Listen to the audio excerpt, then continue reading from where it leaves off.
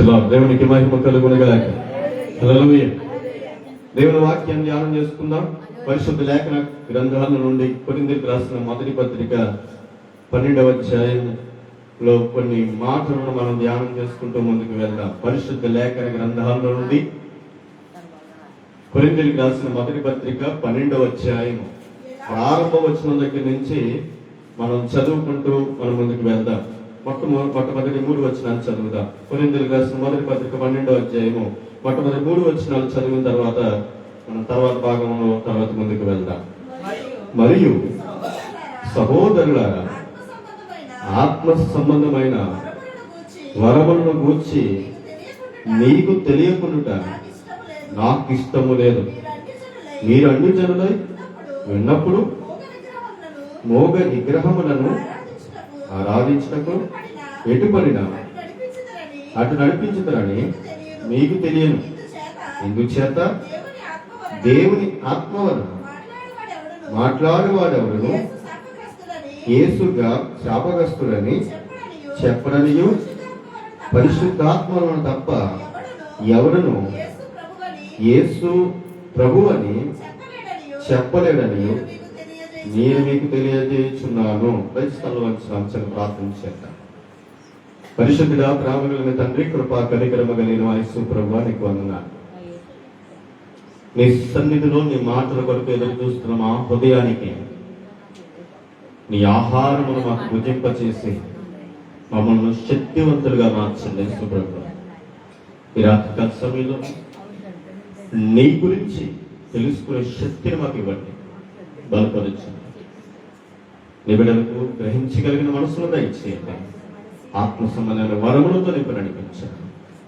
ఈ దేవ సేవకుని మహిమ కొరకు బలపరచండి. యేసు క్రీస్తు నామమున ప్రార్థన చేయించున్నాము తండ్రి.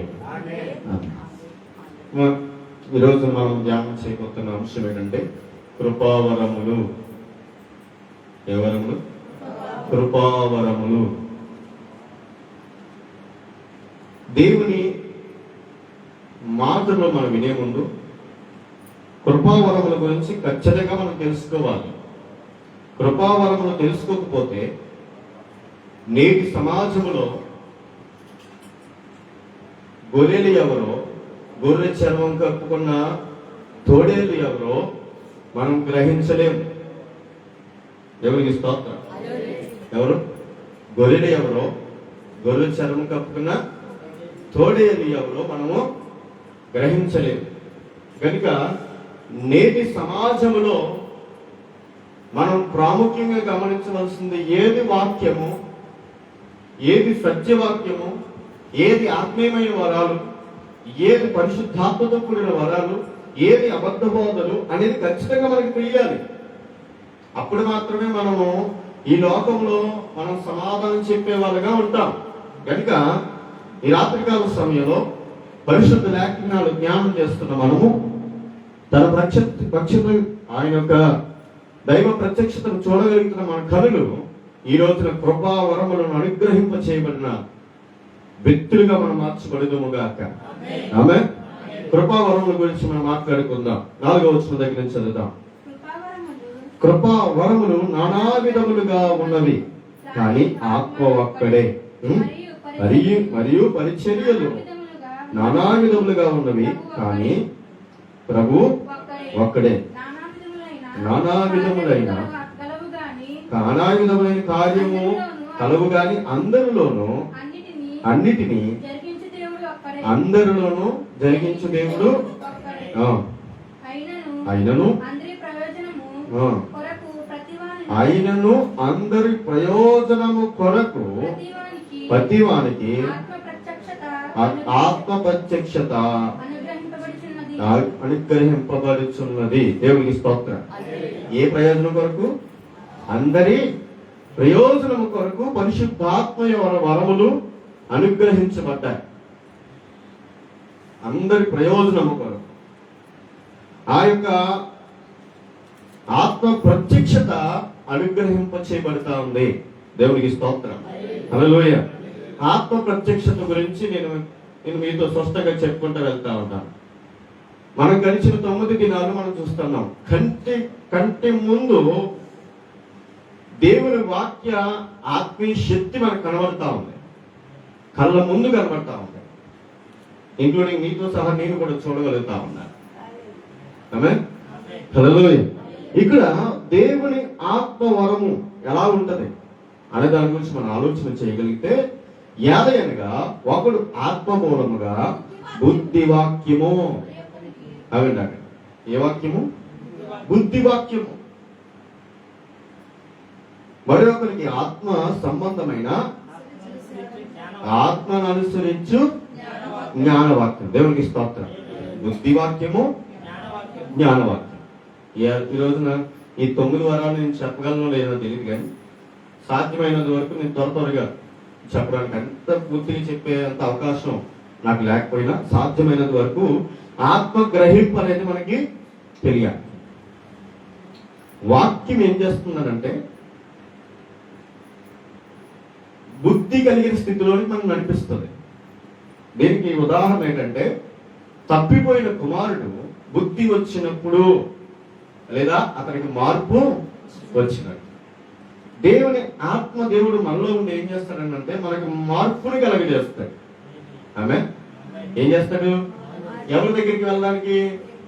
క్రీస్తు దగ్గరికి వెళ్ళడానికి బుద్ధి వాక్యం గ్రహింపజేస్తాడు. దేవునికి స్తోత్రం. కొంతమంది తప్పు చేసిన వాడికి తెలియాలంటాడు. తెలియచేసేవాడు ఎవరనంటే పరిశుద్ధాత్ముడు. ఆమేన్. తెలియజేసేవాడు ఎవరు? పరిశుద్ధాత్మ. కొంతమందికి బుద్ధి వస్తుంది తప్ప మార్పు రావట్లేదు. ఏమవుతుంది? బుద్ధి వస్తుంది కానీ మార్పు రాదు. వాక్యం తెలుస్తుంది కానీ దానికి సరైన నడవడికి మాత్రం తెలియట్లేదు లేదా చెయ్యట్లేదు. వరము అనేది అనుగ్రహింప చేయబడుతుంది కానీ వరాన్ని మాత్రం ఉపయోగించలేకపోతాం. నా మాటకు అర్థమవుతుందా? వరం అనుగ్రహింప చేయబడుతుంది కానీ వరాన్ని మాత్రం ఉపయోగించుకోలేకపోతా ఉన్నారు. ఇది మొట్టమొదటి. రెండవది, ఆత్మ మూలముగా జ్ఞానవాక్యం. దేవునికి స్తోత్రం. ఏ వాక్యము? జ్ఞానవాక్యం. ఏది సత్యము, ఏది అసత్యము, ఏది న్యాయము, ఏది అన్యాయము అని తెలుస్తుంది. ఎవరికి తెలుస్తుంది? మనకు తెలుస్తుంది. కానీ వాటి ప్రకారము నడవడం మాత్రం మనకి చాలా కష్టం అవుతాం. అందుకే ఎందరు ఆత్మతో నడిపింపబడతారో వారు దేవుని కుమారులు అనబడతారు. ఆమేన్. హల్లెలూయా. ఎందరు దేవుని ఆత్మతో నింపబడతారో వారు దేవుని కుమారులు అనుగ్రహింపచేయబడతారు అనబడతారని దేవుడు వాక్యం చెప్తాము. దేవుని కుమారులు అనబడాలంటే ఆయన ఆత్మ మనలో ఉండాలి. ఆయన ఆత్మ మనలో ఉన్నప్పుడు ఆయన మనతో మాట్లాడుతూ ఉన్నాడు. ఆయన ఇప్పటివరకు నువ్వు ఇలా నడుచుకున్నావు, ఇక నుంచి ఇలా మారు. అందుకే యేసు ప్రభువు చెప్తూ, నేను వెళ్తే మీకు ప్రయోజనకరం. కారణం ఏంటంటే పరిశుద్ధాత్ముడు ఎవరిలోకి వచ్చి మిమ్మల్ని సర్వ సత్యంలోనికి నడిపిస్తాడు. సత్యమందు ఉన్నారు కానీ సర్వ సత్యంలో లేరు. మిమ్మల్ని ఎక్కడికి నడిపిస్తాడు అంటే సర్వ సత్యంలోనికి నడిపిస్తాడు. రెండోది, ఆయన పాపములు ఒప్పింపజేస్తాడు. ఏం చేస్తాడు? పాపములను ఒప్పింపజేస్తాడు. మూడోది, అబ్బా తండ్రి అని మొరపెట్టు ఆత్మ రూపంలో మనం మారుస్తాడు.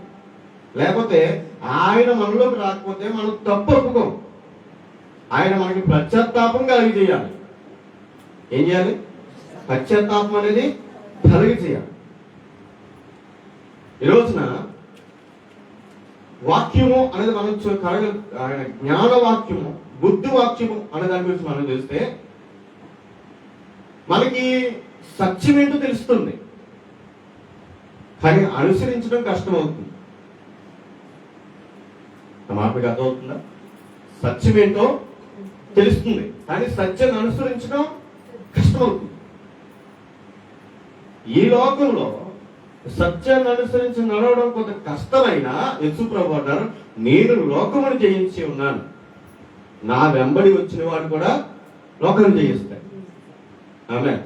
అందుకే యేసు ప్రభువు వారు తన శిష్యులు పిలిచినప్పుడు, మీరు నాకు కూడా రండి, నేనేం చేయమంటే అది ఆయన ఈ లోకంలో విడిచిపెట్టి పునరుద్ధానుడై పరలోకంలో చేరిన తర్వాత కూడా చేరబోయే ముందు కూడా అన్నాడు, మీరు ఏది విన్నారో ఏమి చూచారో వాటినే చెప్పండి, కల్పించి చెప్పొద్దు. ఏం చెప్పొద్దు? కల్పించి చెప్పొద్దు. ఇది సాక్ష్యమా, ఇదే చెప్పు. దాంట్లో వాళ్ళు ఇంకా మారుతారు, వాళ్ళ మనసు ఇంకా మారుతుందని నువ్వు 2-3 కలిపేసావు అనుకో, నీ సొంత ఆలోచన దేవుని ఆత్మ ముందు పనిచేయు. ఆమేన్. నీ సొంత ఆలోచన దేవుని ఆత్మకు పనిచేయు. దేవుని ఆత్మే, నీ ఆత్మ నీ ఆత్మే. అందుకే దేవుని ఆత్మ నీ తలంపులు మా తలంపులు వంటివి కావన్నాడే. మీ త్రోవలు నా త్రోవలు వంటివి కావు. మనం ఏంటంటే నేటి ఉన్న సమాజాన్ని బట్టి, మనుషులను బట్టి వాక్యాన్ని మార్చేస్తాం. నేనంటాను, వాక్యానికి అనుకూలంగా మనం మార్చబడాలి, వాక్యాన్ని మనకి అనుకూలంగా మార్చుకోకూడదు. దేవునికి ఇస్తాం. అలాగా వాక్యానికి అనుకూలంగా మనం మార్చబడాలి. కొంతమంది వారి తప్పులను కప్పుపుచ్చుకోవడానికి వాక్యాన్ని వాడుకుంటారు. అవండి ఏం చేస్తారు? హితండవాదం చేస్తారు. దేవునికి స్తోత్రం. హితండవాదం చేస్తారు. వాక్యం అనేది సందర్భానుసారంగా మాట్లాడేది. అదే ఇప్పుడు యేసుక్రీస్తు ప్రభువులో శిష్యుల్లో ఒకతను తన ఇంట్లో ఒక వ్యక్తిని కోల్పోతే, నేను వెళ్ళి మొక్కను చూసి వస్తాను అంటే యేసు ప్రభు వారు, నువ్వు వెళ్ళదు, నన్ను గమనించు, నూతులు కూడా నూతులు చూసుకుంటారు అన్నారు. మరి ప్రసంగి గ్రంథంలో ఏమంటుంది? ప్రలాపించి వారింటికి మీరు వెళ్ళండి. మరి ఏమాట నమ్మాలి? బాధలో ఉన్న వారికి ఏమో వెళ్ళమనేమో సులభం అని చెప్పాడు. యేసు ప్రభు వారు మృదులు చూసుకుంటారు, ముందు నా ఎంబడి అన్నట్టు. మీకు సందర్భం అర్థమవుతుందా? సందర్భానుసారంగా అర్థం చేసుకోవాలి వాక్యాన్ని. కొంతమంది అవసరానికి వాడుకుంటారు. అవునండి, కొంతమందికి అవసరానికి వాడతారు వాక్యం. నేను అంటాను, వాక్యము అనుకూలంగా మనం మార్చబడాలి, అప్పుడు మన జీవితం మార్చబడాలి. ఎందుకంటే వాక్యము క్రీస్తు అయి ఉన్నాడు. ఆమేన్. క్రీస్తుకు అనుకూలంగా మనం మార్చబడాలి. అప్పుడు ఏం జరుగుతుంది? గ్రహింపు కలిగిన బుద్ధి మనకు వస్తుంది. ఆ గ్రహింపు కలిగిన ఆత్మదేవుడు మనలో ఉండి మనకి ఇది పొరపాటు, ఇది సత్యము, ఇది న్యాయము అని మనకి తెలియజేస్తాడు. ఆ వాక్యము బుద్ధి వాక్యము. రెండోది జ్ఞానవాక్యము మనలోనికి వచ్చి మనల్ని ఏం చేస్తుందంటే సర్వసత్యములోనికి నడిపిస్తుంది. ఆమేన్. హల్లెలూయా. నేను త్వరగా చెప్తా ఉన్నాను. తర్వాత మరి ఒకరికి ఆత్మ మూలముగా విశ్వాసము ఏం కలిగజేస్తాడు? మూడోదిగా విశ్వాసం. ఇవన్నీ వరములు సుమి. దేవునికి స్తోత్రం. బుద్ధి వాక్యం, జ్ఞానవాక్యం, మూడోది విశ్వాసము. ఇవన్నీ పరసంబంధమైన బహుమానములు. ఆమేన్. ఈ పరసంబంధమైన బహుమానాలు శారీరకంగా ఉన్న ఇక్కడికి ఈ శరీరం వెళ్ళిపోయిన తర్వాత పరలోకానికి 2 రకాలుగా సరిపోయే ఆత్మ బలం ఏదైనా ఉందంటే ఈ యొక్క కృపావరములు కలిగిన బలం. దేవునికి స్తోత్రం. హల్లెలూయా. అవండి, ఈ 2 లోకాలకి సరిపడినంత బలాన్ని కలిగి చేసేది పరిశుద్ధాత్మ బలం. ఆమేన్. ఈ ఎప్పుడైతే అమ్మ నువ్వు నమ్ము అన్నది మాత్రం ఎవరు నమ్మడు. పరిశుద్ధాత్ముడు వారిలోనికి వెళ్ళి విశ్వాసాన్ని కలగజేయాలి. ఏం చేయాలి? విశ్వాసాన్ని కలిగజేయాలి. ఆ విశ్వాసాన్ని కలిగజేయాలంటే ఆ దేవుడికి నువ్వు చోటు ఇవ్వాలి. దేవుడికి స్తోత్రం. ఆ దేవుడికి నువ్వు చోటు ఇవ్వాలి. పరిశుద్ధాత్మ దేవుడు ఎప్పుడైతే మనకు వస్తాడో విశ్వాసాన్ని కలగజేస్తాడు. ఏం కలగజేస్తాడు? విశ్వాసాన్ని కలగజేస్తాడు. దేవుని మీద నమ్మకాన్ని కలగజేస్తాడు. క్రీస్తు మీద విశ్వాసాన్ని కలగజేస్తాడు. పరసంబంధమైన వాటి మీద దృష్టి నిలిపేలా చేస్తాడు. అందుకే మీరు పిల్లల వలె మార్చబడి ఇప్పటి వరకు భూలోక సంబంధమైన వాటిని చూశారు కనుక ఇప్పుడు పర సంబంధమైన వాటిని చూడండి. పైన ఉన్న వాటిని వెతకండి. ఎక్కడ వెతకండి? పైన ఉన్న వాటిని వెతకండి. ఇప్పుడు వరాలనేవి బయట చాలా తీవ్రంగా వాడుతున్నారు.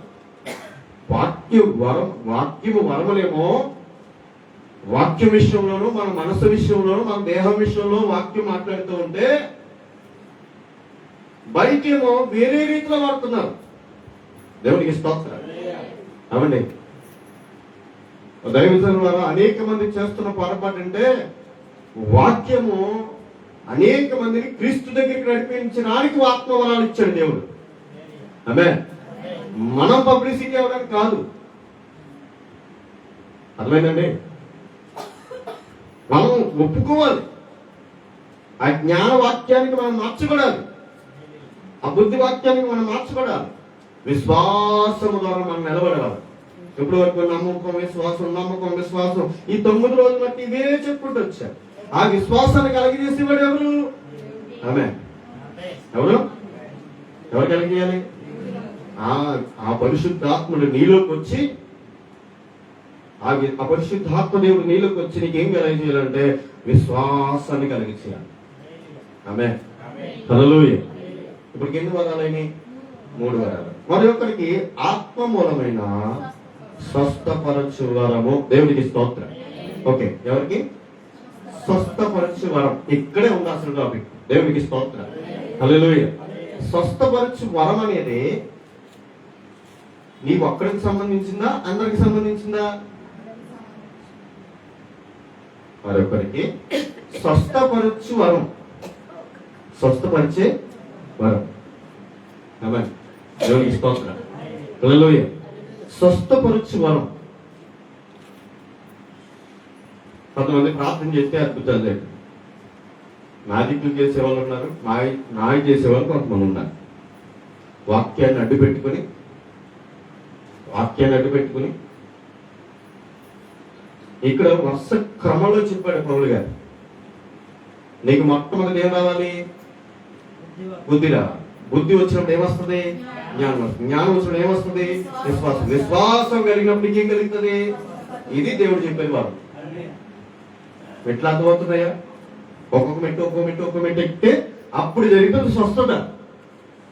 నీకు బుద్ధి రాకుండా, ఆ జ్ఞానం తగ్గట్టు నువ్వు మారకుండా, విశ్వాసం ఉంచకుండా నీకు ఎక్కడ జరిగితే అద్భుతాలు.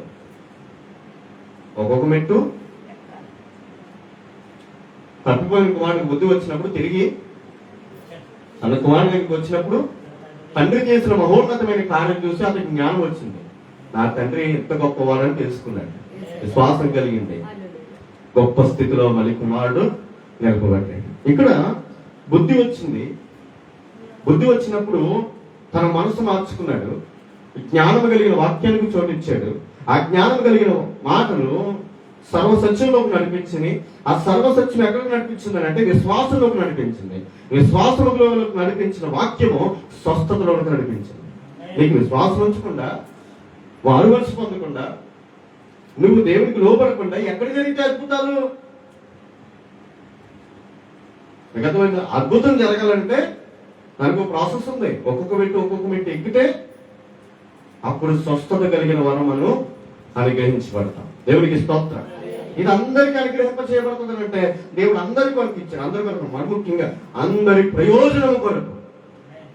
అందరి ప్రయోజనం కొరకు ఈ ఆత్మ వరములు అందరూ పొందుకోవాలి. ఆమేన్. ఏముండాలి? అందరూ పొందుకోవాలి. ఇది పొందుకోవాలంటే మనం చేయవలసిన పనులు ఉన్నాయి. ఇది శక్తి చేతనైనను బలము చేతనైనది కాక నా ఆత్మ చేతనే జరగాల. ఏం జరగాలి? ఆత్మ చేతనే జరుగుతాయి. పరిశుద్ధాత్ముడు లేకుండా మనం ఎంత పనులు చేయాలనుకున్నా సరే మనం ఏ శక్తిని మనం పొందుకోలేం. ఏ శక్తిని పొందుకోవాలి? పరిశుద్ధాత్మ శక్తి. పరిశుద్ధాత్మ శక్తి ఏంటంటే జ్ఞానముతో కూడినది. జ్ఞానవంతుడు అద్భుతమైన రీతిలో గ్రహించుకుంటూ ముందుకు వెళ్తాడు. మోసపోడు. ఏం చేస్తాడు? మోసపోడు. కొంతమంది మోసపోతా ఉన్నారు. సేవకుల మాయలో పడి మోసపోతా ఉన్నారు. అద్భుతాలు కోసం దేవుని దగ్గరికి రమ్మలేదు. ఆయన అవన్నీ నేను ఇస్తాను. అది సంఘ క్షమాభివృద్ధి కొరకు దేవుడిచ్చిన వరములు. ఆమె ఇది బయట వాళ్ళకి సంబంధించినవి కావు, కేవలం సంఘానికి సంబంధించింది. ఓకే, సంఘానికి సంబంధించినవి. ఇక్కడ ఎప్పుడైతే స్వస్థత జరిగిందో తర్వాత దేవునికి స్తోత్రం. ఏం చేయాలా? అద్భుతాలు చేయాలి. అద్భుతములు చేయాలి శక్తియు. దేవునికి స్తోత్రం. విశ్వాసం కలిగినట్టు స్వస్థత వచ్చింది. నిన్ను చూసినప్పుడు ఎప్పుడైతే స్వస్థత కార్యం జరిగిందో నిన్ను బట్టి అనేక మంది దేవుని స్తుతిస్తారు. ఆమె అవునే కదా? దేవునికి స్తోత్రం. హల్లెలూయా. చాలా మంది చాలా గర్వపడుతూ ఉంటారు అద్భుతాల విషయంలో. అద్భుతం ఇచ్చేసిందంట, జరిగిపోయిందంట. దావీదు ఏమంటాడు తెలుసా? హేళన చేయి వారి నోర్ల మోయబడినట్టు నన్ను హెచ్చించు అంటాడు. దేవునికి స్తోత్రం. దోషణకరమైన మాటల నుండి నన్ను తప్పించు. నన్ను తప్పించను. దూషించే వాళ్ళు ఉంటారు, హేళన చేసేవాళ్ళు ఉంటారు. కానీ స్వస్థత ఎవరికి కావాలి? మనకు కావాలి. అందుకని మనం ఎవరికి లోపడాలి? అపవాది కానీ హేళన చేస్తాయి, దేవుడు ప్రోత్సాహాన్ని ఇస్తాడు. అది దేవునికి అపవాది కూడా. అపవాది సంబంధం కూడా అదే పని చేస్తారు. రాత్రి కాల సమయంలో నేను చెప్తా ఉన్నాను, అద్భుతములు చేయు శక్తి. శక్తి అని రాయబడిందా? కిందకు చూడండి. శక్తియు మరి ఒక్కరికి ప్రవచన. ఇప్పటికి ఎన్ని వరాలైనవి? బుద్ధివాక్యము, జ్ఞానవాక్యము, విశ్వాసము, స్వస్థత, అద్భుతములు, ప్రవచనములు, మరి నానా విధములు భాషలు మాట్లాడు. ఏమి భాషలకు అర్థము చెప్పు శక్తి. దేవునికి స్తోత్రం. ఇక్కడ మరొకరికి డౌట్ ఉంది. భాషలు మాట్లాడుతున్నారు, ఓకే. పైన ప్రవచన వరం. అందుకే పౌలు గారు అంటాడు, ఆత్మను చల్లారుని ప్రవచించగా నిర్లక్ష్యపరచకండి అంటే. దేవునికి స్తోత్రం. ప్రవచించడానికి ధైర్యం కావాలి. దేవునికి స్తోత్రం. హల్లెలూయా. నీకు ఉద్యోగం కావాలా? నువ్వు వెళ్ళు, నీ కొరకు ఉద్యోగం సిద్ధంగా ఉంది, ప్రభు పేరట చెప్పగలుగుతున్నాను ధైర్యం సేవకుడిగా మాకు రావాలి. దేవునికి స్తోత్రం. ఏమవ్వాలి? ప్రవచించట నిర్లక్ష్యం చేయకండి. దేవుని పేరట చేస్తాను, దేవుడు చేస్తాడు అని చెప్పడానికి ఏమాత్రం సందేహపడకూడదు. ఆమేన్. ఆ మాట చాలా ధైర్యంగా చెప్పాలి. కారణం ఏంటంటే మనము నమ్మిన దేవుడు జీవము కలిగిన దేవుడు. ఆమేన్. సర్వశక్తి కలిగిన దేవుడు. అర్థమైనా? మనము అద్భుతాలు అనుభవించున్నాం. ఆత్మదేవుడు, పరిశుద్ధ ఆత్మదేవుడు మనలో నుండి అన్నిటినీ నడిపించుకుంటూ వస్తాం. ఆయన లేకపోతే ఈ భూమి మీద మనం నడవలేము. మనకేం కావాలి? స్వస్థత కావాలి. మనకేం కావాలి? అద్భుతాలు జరగాలి. మనకేం కావాలి? విశ్వాసం రావాలి, బుద్ధి రావాలి, జ్ఞానం రావాలి, భాషలతో మాట్లాడే శక్తి కావాలి. భాషలతో మాట్లాడేవాడు వాడు మనుషులతో మాట్లాడతాడు కానీ దేవుడితోనే మాట్లాడుతున్నాడు అని దేవుడు వాక్యం చెప్తా ఉంది. తర్వాత మీకు చెప్తుంది భాషలకు అర్థం చెప్పాడు. దేవుడికి స్తోత్రం. ఇక్కడ కాదుగా ఏం చెప్పాలి? భాషలకు అర్థం చెప్పాలి. అండి ఈ కళ వచ్చిందా గారు, దీనికి అర్థం చెప్పండి. ఆమె కావాలి నా దగ్గరికి వచ్చింది. అసలు ఏమొచ్చిందో చెప్పాను. ఎవరో దుబ్బరెట్టును నొక్కేస్తున్నాడు నన్ను. దేవుడికి స్తోత్రం. మరి మందిరానికి రాకుండా నువ్వు అక్కడెక్కడికి వెళ్తాను అక్కడెక్కడ. దేవుడికి స్తోత్రం. ఏంటి? దేవుడికి స్తోత్రం. దెయ్యం దగ్గరికి వెళ్తే దెయ్యం కూడా రాకపోతే ఎవరు వస్తారా? దేవుడికి స్తోత్రం. దేవుని దగ్గరికి వెళ్తే దేవుని శక్తిని కూడా పట్టుకెళ్తాం. దెయ్యాల దగ్గరికి వెళ్తే దెయ్య వేషాలు వస్తాయి. ఈ విషయం చెప్తున్నా. దానియేలు కాలంలో రాజు కలగన్నాడు. ఏం కన్నాడు? కలగన్నాడు. ఉదయం చేసినప్పుడు కలమర్చుకోడు. ఇది చాలా మందికి ఉంది ఈ బాధ. దేవునికి స్తోత్రం. ఏముంది? ఏదో వచ్చిందండి, బుద్ధి రావట్లేదు. అది అప్పుడు చాలా మంది ఉన్నారండి. దేవునికి స్తోత్రం. ఏమన్నారు? కళ వచ్చింది కానీ కళ వచ్చిపోనండి. ఏదో వచ్చిందా చెప్పారు.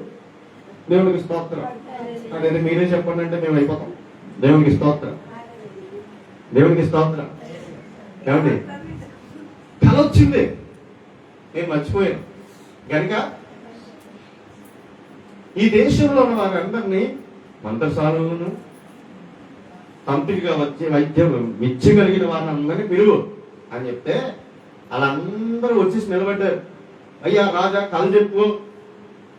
ఏం చెప్పు? కళ చెప్పు, మేము వివరించేస్తామన్నాడు. అది చెప్తే మిమ్మల్ని ఎందుకు కేకేస్తాను? నాకు కళ వచ్చింది, కళ మర్చిపోయాను. నాకు కళ చెప్పాలి, దాని భావం చెప్పాలి. ఏం చెప్పాలి? కళ చెప్పాలి. అయ్యా నువ్వేం కాదన్నా నాకేం తెలుసు అన్నారు కొంతమంది. దేవుడికి స్తోత్రం. హల్లెలూయా. అలే రాజు కళ్ళలో ఉంటే ఏం కన్నాడు? అది ఏం తెలుస్తుంది? చాలా మందిని పిలిచాడు.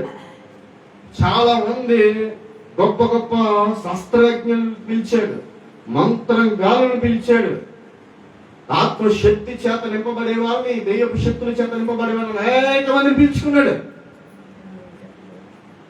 అందరూ ఒకటే మాట, కాలేటి చెప్పు బాబా మేము చెప్తాం. దేవునికి స్తోత్రం. ఏం చెప్పు?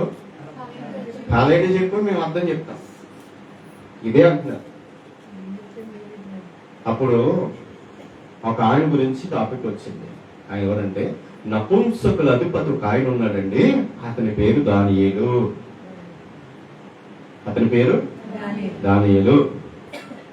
అతను పిలిస్తే అతను చెప్తాడు. ఓకే, పిలిచావు, నాకు కళ చెప్పాలి, కళ భావం చెప్పాలి. కళేటి చెప్పలేకపోతే వాడిని అక్కడే చెప్పేస్తాను.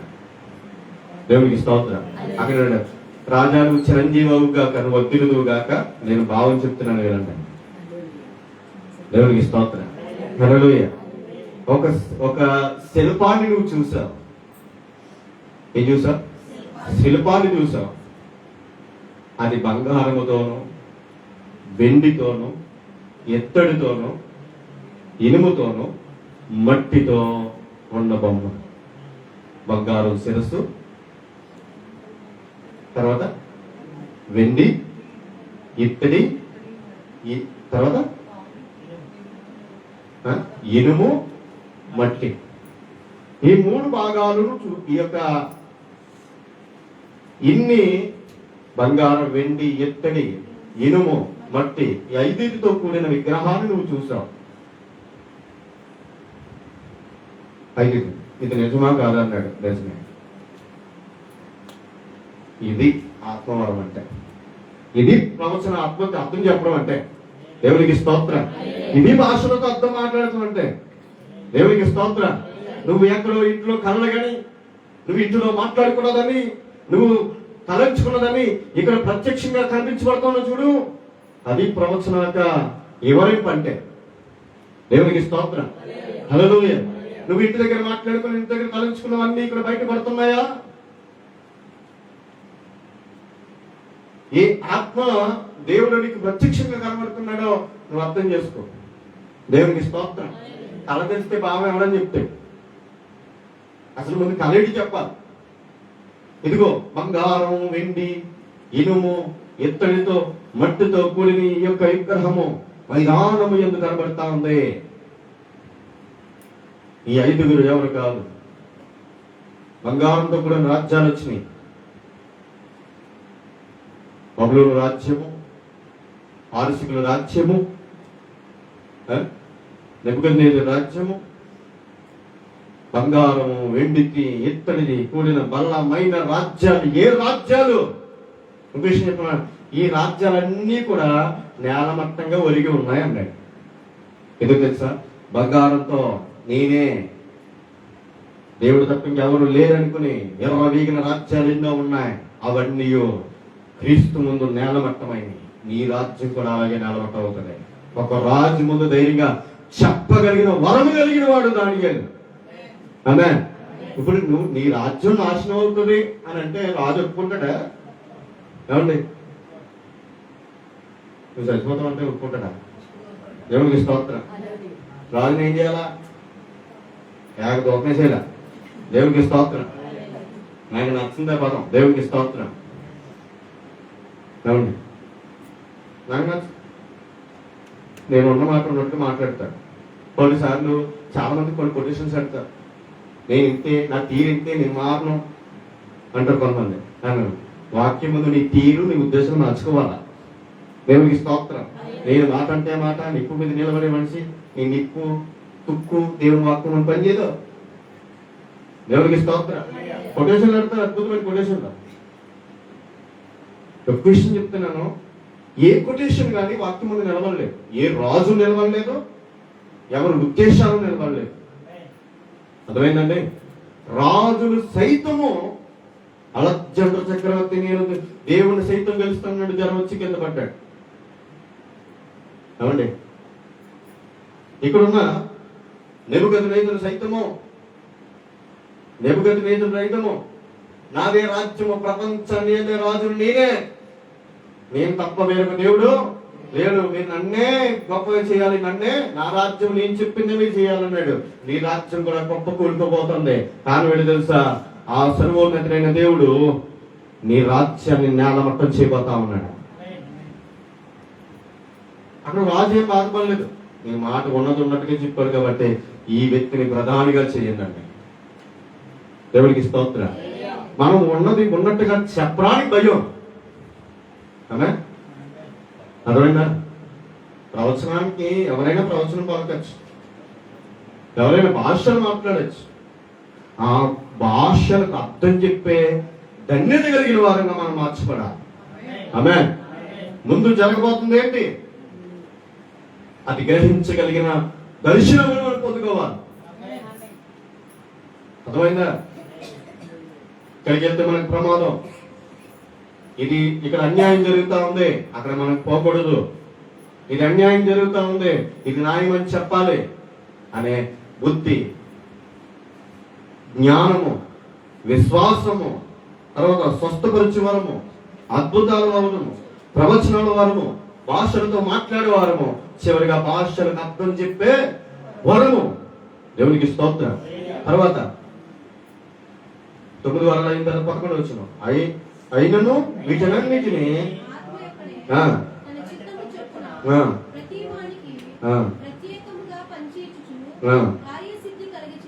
దేవునికి స్తోత్రం. ఎవరు కలిగజేస్తున్నాడు? కార్యాన్ని ఎవరు చేస్తున్నారు? ఆయన చేస్తున్నాడు. దేవునికి స్తోత్రం. ఎవరు చేస్తున్నాడు? ఆయనే కార్యములు చేస్తా ఉన్నాడు. దేవునికి స్తోత్రం. ఆయన కార్యం చేయడానికి మనం ఆయనకి మనం స్థానం ఇవ్వాలి. ఆయనకి మనం స్థానం ఇవ్వాలి. నేను అంటాను, ఇప్పుడు 9 వరాలు కనబడ్డాయి కదా. 9 వరాలు ఎన్ని వరాలు పనిచేసి మళ్ళా? దేవునికి స్తోత్రం. ఇంటికి వెళ్తే రాసుకోండి. ఇంటికి వెళ్తే 9 వరాలు ముందెట్టుకోండి. ఇదిగో ఈ వాక్యం నాలో పనిచేస్తుంది, ఈ విశ్వాసం నాలో పనిచేస్తుంది. టిక్కెట్టుకోండి. ఎన్నాళ్ళు టిక్కెడతారో అదే నువ్వు. అర్థమైందా? ఎన్నాళ్ళు టిక్కెట్ కలుగుతున్నావు ధైర్యంగా, అదే నువ్వు. బుద్ధి వస్తుంది, జ్ఞానం వస్తుంది, కానీ అక్కడికి మాత్రమే లేదా? నువ్వు అక్కడ టిక్కెడుతున్నప్పుడు నీ చెయ్యి వణకపోతే నన్ను అడుగు. దేవునికి స్తోత్రం. అర్థమైందా? ఎవరి ముందైనా సరే అలాగలాగా మాట్లాడించేమో దేవునికి ఉంది కాదు. ఏమండి, పరిశుద్ధాత్మ దేవుడు తన శక్తి చేత మన గుండెలు అదిరిపోయినా చేస్తాడే. హల్లెలూయా. ధైర్యం చెడిపోద్ది మనకి. అందుకే ఇప్పటికి మీ అందరికీ చెప్పే విషయం ఏంటంటే, ఆత్మశక్తిని పొందుకున్నవాడు లోకంలో ఏటి విషయంలో అయినా సరే తెలుసుకుంటూ పోతాడు. ఏ విషయంలో అయినా సరే. ఎందుకంటే నీకు జ్ఞానం ఉంది, బుద్ధి ఉంది, ఏ పరిస్థితి అయినా ఎదుర్కొనే విశ్వాసం ఉంది. నువ్వు ఈ విశ్వాసం ద్వారా అద్భుతాలు జరుగుతున్నాయి, స్వస్థతలు జరుగుతూ ఉన్నాయి, ప్రవచన వ్యక్తి మాట్లాడగలుగుతున్నావు, ఆత్మ చేత దేవుడితో, ఆత్మ భాషల చేత నువ్వు దేవుడితో మాట్లాడగలుగుతూ ఉన్నావు. అయ్యో ఏం చేయాలో తెలియదు అంటారు చాలా మంది. అవునా కదా? అబ్బో ఏం చేయాలో తెలియట్లేదు, ఎక్కడికి వెళ్ళాలో. ఆత్మ ఉన్నవాడు ఏం చేయాలో తెలుసుకుంటాడు. ఆమె ఏంది? పరిశుద్ధాత్మ శక్తి కలిగిన వాడు, ఆత్మ బలాన్ని కలిగిన వాడు ఏమి చెయ్యవలనో ఆత్మ ద్వారా గ్రహించగలుగుతాడు. దేవునికి స్తోత్రం. హల్లెలూయా. ఇప్పుడు పరిశుద్ధ ఆత్మ చేత భాషలతో దేవుడు మాట్లాడినప్పుడు దేవుని స్వరం కూడా మనకు వినబడాలి. అప్పుడు మనం వరాన్ని పొందుకున్నట్టు. ఓకే, ఇది ఇంకా నేను చాలా షార్ట్లీగా చెప్పుకుంటూ వచ్చాను, అవుట్లైన్స్ మాత్రమే. ఒక్కో దాంట్లో 5 పాయింట్లు ఉంటాయి. అన్ని చెప్పాలంటే నాకు చాలా టైం పడుతుంది. దేవునికి స్తోత్రం. హల్లెలూయా. మళ్ళీ దేవుని చిత్తమైతే దేవుడు మళ్ళీ నన్ను మాట్లాడమంటే వాళ్ళ గురించి మాట్లాడతాను. దేవునికి స్తోత్రం. హల్లెలూయా. కేవలం దేవుని శక్తి గురించి, ఆయన భాషను మాట్లాడే విషయముల గురించి, ప్రవచన అంతమంది అద్భుతాలు, వరములన్నీ కూడా ఒకదానికొకటి మెట్టులు ఎక్కుకుంటూ వెళ్ళాలి. అర్థమైనా? ఆత్మ ఒకడే. ఆత్మ కలిగిన కార్యాలు ప్రతి అద్భుతము మనలో జరగాలి. ఆమె స్వస్థత జరగాలి, విశ్వాసం పొందుకోవాలి, జ్ఞానం పొందుకోవాలి, బుద్ధిని పొందుకోవాలి, ప్రవచనాన్ని పొందుకోవాలి, గ్రహింపు కలిగిన ఆత్మను పొందుకోవాలి. ఏం కావాలి? గ్రహింపు కావాలి. అప్పుడు ఏం చేయాలో నాకేం అర్థం అవుతలేదండి, ఏం చేయాలో నాకేం తోచట్లేదండి అంటే ఆ ఆత్మ లేని లెక్క. దేవుడికి స్తోత్రం. గమనించండి, పరిశుద్ధాత్ముడు ఎవరు ఉన్నప్పుడు నువ్వు ఏం చేయాలో చెప్తాడు. ఆయన ఎటు వెళ్ళాలో చెప్తాడు, ఏమి కొనాలో చెప్తాడు. దేవుడికి స్తోత్రం కలిగాలి. హల్లెలూయా. అందుకే నేను అలా ఆలోచనగా వాక్యాన్ని చదవడానికి ఇష్టపడను. చాలా జాగ్రత్తగా చదువుకుంటే, ఎందుకంటే నాకు చాలా రోజులు పట్టేది ఒక అధ్యాయం చదవడానికి. 2 రోజులు అడుగుతుంది వాక్యం చదవడానికి. నేను 1-2 అధ్యాయాలు 1-2 వచనాలు ధ్యానం చేయడానికి నాకు 2 రోజులు పడితే బైబిల్ అవడానికి ఎంత టైం అవుతుందో నాకు అర్థం చేసుకోండి. దేవునికి స్తోత్రం. కళ్ళకి గంటలు పెట్టేసిన ఎత్తు ఏ పక్క పోతుందో తెలదాం. కొంతమందికి చదువుకుండా పోతారు, అంతే చదువుకుండా పోతారు. దేవునికి స్తోత్రం. ఆత్మ గ్రహింపు కావాలి. దేవునికి స్తోత్రం. కళ ఏంటో చెప్పాలి, కళకు భావం చెప్పాలా, అది కదా మనం. దేవునికి స్తోత్రం. హల్లెలూయా. నేను ఎవరి దగ్గరికి వెళ్తూ ఉన్నాం, ఎక్కడికి వెళ్ళినా గదిలో ఉంటాను, ప్రార్థన చేసి వాక్యం చదువుతాను. వాక్యం విషయంలో నేను ఏం చెప్తాను అసలు నా పక్కన కూడా తెలుసు. అసలు ఎవరికి తెలుసు నేను ఏం చెప్తానండి. నాకు దేవునికి తప్ప ఎవరికి తెలుసు. ఇక్కడ గురించి చదివితాక కూడా తెలుసు. ఇది వాక్యం. ఇక్కడికి వచ్చి బైబిల్ అట్టుకునేంత వరకు కూడా ఆత్మలో ప్రార్థన చేస్తూనే ఉంటాను. కారణం ఏంటంటే ఆత్మ లేకుండా నేనేమీ చెప్పలేను. దేవుడు సమస్త విధమైన జ్ఞానము చేత, ఆలోచన చేత నన్ను బలపరిచాడు కనుక నేను వివరించి చెప్పగలుగుతూ ఉన్నాను. ఆమె అందుకే ఈరోజు మీ అందరూ ఏం పొందుకోవాలని ఆశపడుతున్నానంటే ఆత్మశక్తి కలిగిన వరములు మనం అందరూ పొందుకోవాలి. ఆమె హల్లెలూయా. హల్లెలూయా. మనము ఎప్పుడైతే ఆత్మశక్తి చేత బలపరచబడతామో ఏ సమస్యను కూడా నువ్వు లెక్క చేయవు. ఆమె ఎందుకంటే ఆత్మ ఏం చేస్తుందంటే జ్ఞానం ఇస్తుంది, ఏం చేయాలో చెప్తా ఉంటాం. ఏం చేయాలో చెప్పినప్పుడు మనం ఎట్టేయాలో తెలుస్తుంది.